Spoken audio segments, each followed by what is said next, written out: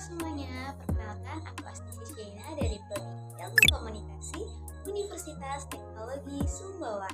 Jadi kali ini aku akan membahas secara singkat tentang teori komunikasi kelompok. Emang teori komunikasi kelompok itu apa? Teori komunikasi kelompok merupakan teori yang mengkaji cara orang berinteraksi, berbagi informasi, dan mengambil keputusan dalam suatu kelompok. Tujuannya adalah mengerti dinamika komunikasi seperti kolaborasi, perselisihan, dan peran setiap anggota dalam kelompok. Teori ini membahas bagaimana komunikasi terjadi dalam sebuah kelompok seperti pertukaran informasi, proses pengambilan keputusan, sampai dengan terbentuknya norma dan aturan bersama. Sejarah teori komunikasi kelompok.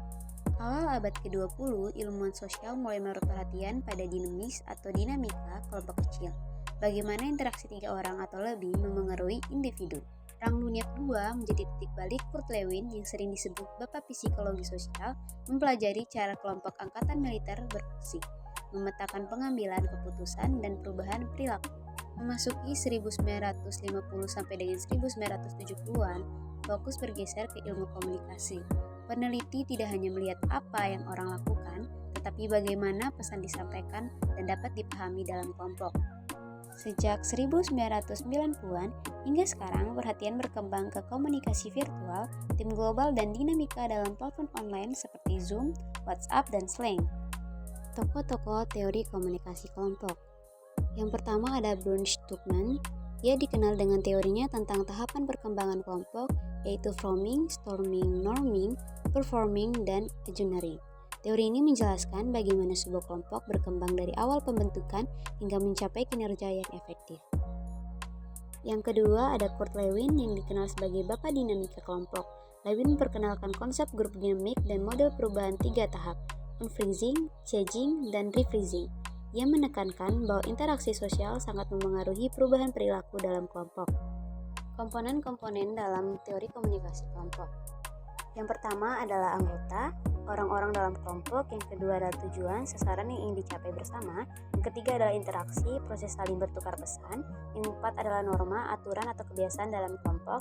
Yang kelima adalah peran, fungsi setiap anggota, misalnya pemimpin atau pencatat. Yang keenam adalah struktur, yaitu pola komunikasi antara anggota. Yang ketujuh adalah kohesi, tingkat kebersamaan dalam kelompok. Yang kedelapan adalah keputusan, cara kelompok memilih atau menyepakati sesuatu.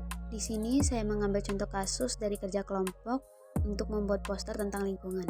Dalam kelompok ini terdiri dari Lala, Abil, Nana, dan Ian. Mereka bekerja sama membuat poster tentang lingkungan. Saat rapat, Lala langsung membagi tugas tanpa bertanya pada yang lain.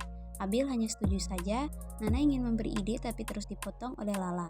Dan Ian sibuk main HP. Dan seperti yang diduga, hasil poster mereka kurang bagus. Nana lalu berkata, coba kalau kita semua bisa ngomong, pasti hasilnya lebih baik. Dan akhirnya mereka membuat ulang poster mereka. Mereka sepakat untuk saling mendengarkan dan memberi giliran untuk berbicara. Poster baru mereka pun jauh lebih baik dan dipuji oleh guru. Dari contoh kasus tadi, kita jadi lebih tahu bahwa komunikasi kelompok harus adil, terbuka, dan melibatkan semua anggota.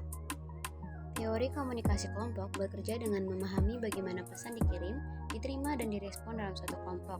Fokus utamanya adalah pada interaksi antara anggota, pengambilan keputusan bersama, dan pembentukan norma atau aturan yang tidak tertulis. Baik, sekian dari saya. Terima kasih sudah menonton.